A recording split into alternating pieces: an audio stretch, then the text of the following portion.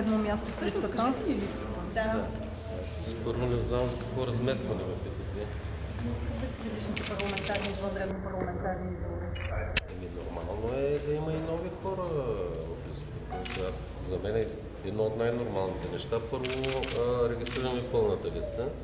Второ, традиционно нямаме спуснати хора от София, наложени хора, което е оказа се и доказахме, че това е работещ модел най-вече за Бургас и за нашите избиратели.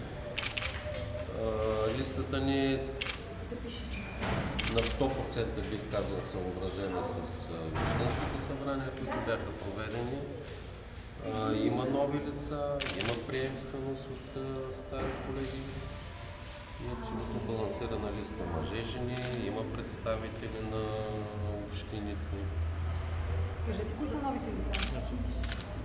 Едно от новите лица е колегата до мен Жечо, представител на младежката организация в лицето на Галя Василева. За вас имаше ли? Румен Желев, да, също. За вас имаше ли изненади? В смисъл?